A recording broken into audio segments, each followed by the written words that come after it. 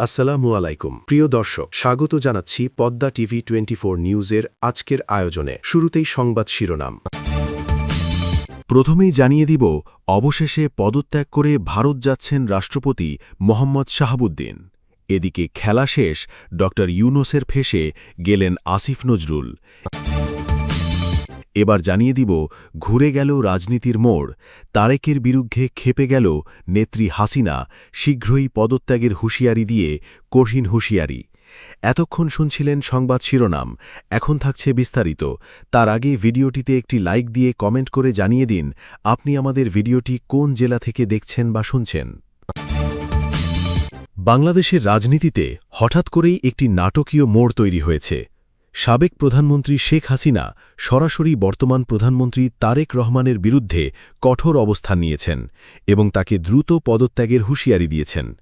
এই অডিও বার্তায় শেখ হাসিনা তারেক রহমানকে একজন দখলদার হিসেবে অভিহিত করেছেন।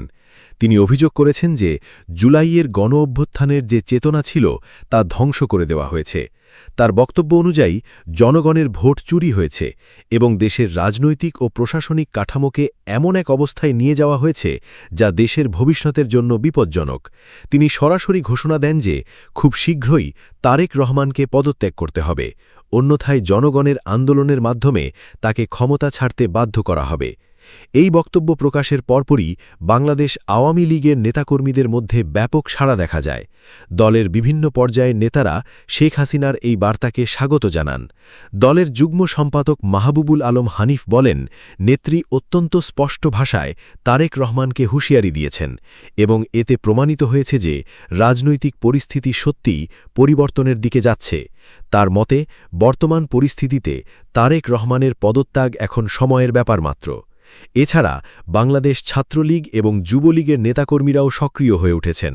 রাজধানী ঢাকা সহ দেশের বিভিন্ন জেলায় তারা ছোট ছোট মিছিল বের করেন এবং শেখ হাসিনার বার্তার প্রতি সমর্থন জানান। এসব মিছিলে তারেক পদত্যাগ করো এবং হাসিনা ফিরে আসুক ধরনের স্লোগান শোনা যায়, যা রাজনৈতিক উত্তেজনাকে আরও বাড়িয়ে তুলেছে। অন্যদিকে বাংলাদেশ জাতীয়তাবাদী দল বা বিএনপির পক্ষ থেকে শেখ হাসিনার এই বক্তব্যকে কঠোরভাবে প্রত্যাখ্যান করা হয়েছে। দলটির পক্ষ থেকে বলা হয়েছে, এই বক্তব্য উস্কানোমূলক এবং দেশবিরোধী। তাদের মতে, বিদেশে অবস্থান করে দেশের ভিতরে অস্থিরতা তৈরির চেষ্টা করা হচ্ছে, যা ডেমোক্রেটিক প্রক্রিয়ার জন্য ক্ষতিকর। প্রধানমন্ত্রী তারেক রহমানের দস্তর থেকেও একটি আনুষ্ঠানিক বিবৃতি দেওয়া হয়েছে। সেখানে বলা হয়েছে, শেখ হাসিনা বিদেশ থেকে বসে দেশের রাজনৈতিক পরিস্থিতি অস্থিতিশীল করার চেষ্টা করছেন। তারা আরও উল্লেখ করেন, জনগণের ভোটে নির্বাচিত একটি সরকারকে পদত্যাগের হুঁশিয়ারি দেওয়া বাস্তবসম্মত নয় এবং এটি রাজনৈতিকভাবে অযৌক্তিক। সরকারের পক্ষ থেকে স্পষ্ট জানানো হয়েছে যে তারা কোনো ধরনের চাপের কাছে নতি স্বীকার করবে না। এই পরিস্থিতিতে রাজনৈতিক বিশ্লেষকদের বক্তব্য গুরুত্ব পাচ্ছে। তাদের মতে, শেখ হাসিনার এই কঠোর হুঁশিয়ারি বাংলাদেশের রাজনীতিতে একটি নতুন সমীকরণ তৈরি করতে পারে। একদিকে আন্তর্জাতিক চাপের প্রসঙ্গ, অন্যদিকে অভ্যন্তরীণ রাজনৈতিক আন্দোলন এবং সেনাবাহিনীর অবস্থান, সব মিলিয়ে একটি জটিল পরিস্থিতি তৈরি হচ্ছে। একজন বিশ্লেষক মন্তব্য করেছেন যে শেখ হাসিনার এই বার্তা প্রমাণ করে যে তিনি এখনও দেশের রাজনীতির কেন্দ্রবিন্দুতে রয়েছেন। তার সরাসরি পদত্যাগের দাবি রাজনৈতিক চাপকে আরও বাড়িয়ে তুলবে এবং আওয়ামী লীগের তৃণমূল পর্যায়ের নেতাকর্মীদের আরও সক্রিয় করে তুলবে। এর ফলে রাজপথের রাজনীতি আরও তীব্র হতে পারে। তবে বিরোধী সমর্থকদের একটি অংশ মনে করছে, এই ধরনের বক্তব্য দেশের ভিতরে অশান্তি সৃষ্টি করতে পারে। তাদের মতে, বিদেশ থেকে এ ধরনের হুঁশিয়ারি দেওয়া জনগণের মধ্যে বিভ্রান্তি তৈরি করার একটি প্রচেষ্টা। তারা বিশ্বাস করে যে জনগণ এ ধরনের বক্তব্যে প্রভাবিত হবে না এবং রাজনৈতিক স্থিতিশীলতা বজায় থাকবে। সব মিলিয়ে শেখ হাসিনার এই হুঁশিয়ারি বাংলাদেশের রাজনীতিতে একটি বড় ধরনের প্রভাব ফেলেছে। তার বক্তব্য শুধু একটি রাজনৈতিক মন্তব্য নয়, বরং এটি একটি সরাসরি রাজনৈতিক চ্যালেঞ্জ, যা বর্তমান সরকারের জন্য একটি বড় পরীক্ষা হিসেবে দেখা হচ্ছে। আওয়ামী লীগের নেতাকর্মীরা যেখানে এটিকে একটি ইতিবাচক পরিবর্তনের সূচনা হিসেবে দেখছেন, সেখানে বিএনপি এটিকে একটি ষড়যন্ত্রমূলক প্রচেষ্টা হিসেবে তুলে ধরছে। এখন সবচেয়ে গুরুত্বপূর্ণ প্রশ্ন হল, এই চাপের মুখে তারেক রহমানের সরকার কি সিদ্ধান্ত নেবে? তারা কি নিজেদের অবস্থানে অনড় থাকবে, নাকি পরিস্থিতির প্রেক্ষিতে কোনো রাজনৈতিক সমাধানের পথে হাঁটবে? একই সঙ্গে শেখ হাসিনা দেশে ফিরে এসে কী ধরনের রাজনৈতিক পদক্ষেপ নেবেন, সেটিও একটি গুরুত্বপূর্ণ বিষয়। রাজনৈতিক পর্যবেক্ষকদের মতে আগামী কয়েকদিন বাংলাদেশের রাজনীতির জন্য অত্যন্ত গুরুত্বপূর্ণ হয়ে যেতে চলেছে, কারণ এই সময়ের মধ্যেই স্পষ্ট হয়ে যাবে যে দেশের রাজনৈতিক পরিস্থিতি কোন দিকে যাচ্ছে। ক্ষমতার ভারসাম্য, জনসমর্থন এবং রাজনৈতিক কৌশল, এই তিনটি বিষয়ই নির্ধারণ করবে ভবিষ্যতের পথচলা। এই মুহূর্তে বাংলাদেশ এক সংবেদনশীল সময় পার করছে। প্রতিটি রাজনৈতিক বক্তব্য, প্রতিটি পদক্ষেপ এবং প্রতিটি প্রতিক্রিয়া দেশের সামগ্রিক পরিস্থিতির উপর প্রভাব ফেলছে। তাই বলা যায়, বর্তমান পরিস্থিতি শুধু একটি রাজনৈতিক দ্বন্দ্ব নয়, বরং এটি একটি বৃহত্তর পরিবর্তনের সূচনা, যার ফলাফল নির্ভর করবে আগামী দিনের সিদ্ধান্তগুলোর উপর। বাংলাদেশের সাম্প্রতিক রাজনৈতিক প্রেক্ষাপটে এক নাটকীয় মোড়ের সৃষ্টি হয়েছে। রাষ্ট্রপতি মোহাম্মদ শাহাবুদ্দিনের পদত্যাগের ঘোষণাকে কেন্দ্র করে দেশের রাজনীতিতে এক অভূতপূর্ব আলোড়ন তৈরি হয়েছে। তিনি নিজেই গণমাধ্যমে জানিয়েছেন যে পরবর্তী সংসদ নেতার অভিপ্রায়কে তিনি সম্মান জানাবেন এবং সেই প্রেক্ষিতে তার পদত্যাগের সিদ্ধান্ত এসেছে। এই ঘোষণার পরপরই সন্ধ্যায় আসে আরেকটি গুরুত্বপূর্ণ খবর। রাষ্ট্রপতি আনুষ্ঠানিকভাবে পদত্যাগ করেছেন। এর মাধ্যমে শেষ হয়েছে একটি বহুল আলোচিত ও বিতর্কিত অধ্যায়। এই ঘটনাটি শুধু একটি সাংবিধানিক পরিবর্তন নয়, বরং এটি বাংলাদেশের রাজনীতিতে একটি বড় ধরনের ভূমিকম্প হিসেবে বিবেচিত হচ্ছে। বিশেষ করে জুলাই বিপ্লবের পর যে নতুন রাজনৈতিক বাস্তবতা তৈরি হয়েছিল, তার প্রেক্ষাপটে এই পদত্যাগ আরও তাৎপর্যপূর্ণ হয়ে উঠেছে।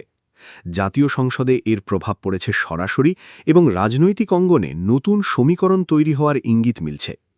রাষ্ট্রপতির ঘনিষ্ঠ সূত্র অনুযায়ী তার এই পদত্যাগের পেছনে তিনটি প্রধান কারণ কাজ করেছে। যদিও সেই কারণগুলো বিস্তারিতভাবে প্রকাশ করা হয়নি, তবে স্পষ্ট যে রাজনৈতিক চাপ, পরিস্থিতির পরিবর্তন এবং ভবিষ্যৎ রাজনৈতিক পথচলার হিসাব নিকাশ এই সিদ্ধান্তে ভূমিকা রেখেছে।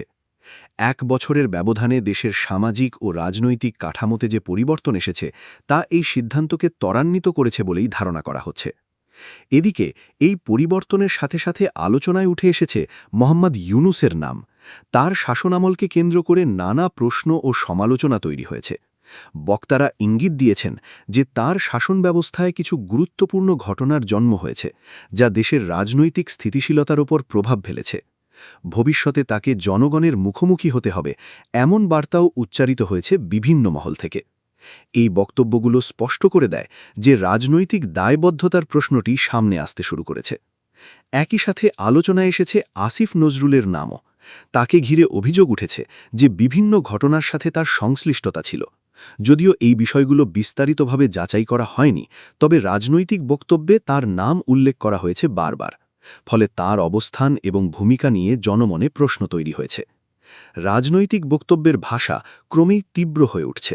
বলা হচ্ছে ভবিষ্যতে অনেককেই জনগণের সামনে জবাবদিহি করতে হবে। পালিয়ে যাওয়ার কোনো সুযোগ নেই, এমন বার্তা উচ্চারিত হয়েছে বিভিন্ন বক্তব্যে। এটি ইঙ্গিত দেয় যে রাজনৈতিক প্রতিদ্বন্দ্বিতা এখন আরও কঠোর রূপ নিচ্ছে এবং জনমতের গুরুত্ব আরও বাড়ছে। এই প্রেক্ষাপটে উঠে এসেছে তারেক রহমান এবং শেখ হাসিনার নামও। বলা হয়েছে দেশের রাজনৈতিক ভবিষ্যৎ টিকিয়ে রাখতে হলে পারস্পরিক সমঝোতা ও দায় স্বীকারের প্রয়োজন হতে পারে। এমনকি ক্ষমা চাওয়ার প্রসঙ্গ এসেছে রাজনৈতিক আলোচনায়, যা পরিস্থিতির জটিলতা এবং গভীরতাকে তুলে ধরে। সব মিলিয়ে রাষ্ট্রপতির পদত্যাগ শুধু একটি ব্যক্তিগত বা সাংবিধানিক সিদ্ধান্ত নয়, এটি একটি বৃহত্তর রাজনৈতিক পরিবর্তনের সূচনা।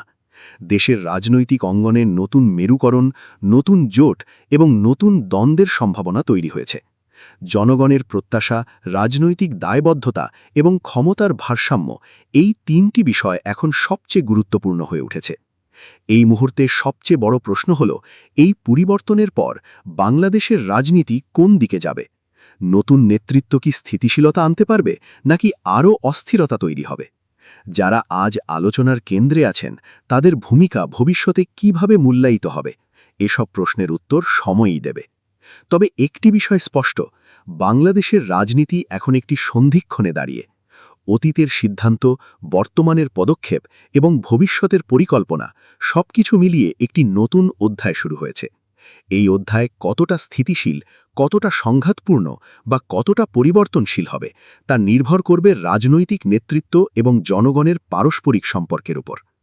এই পরিবর্তনের মুহূর্তে দেশের মানুষ গভীরভাবে পর্যবেক্ষণ করছে প্রতিটি ঘটনা, কারণ তারা জানে আজকের সিদ্ধান্তই নির্ধারণ করবে আগামী দিনের বাংলাদেশ কেমন হবে।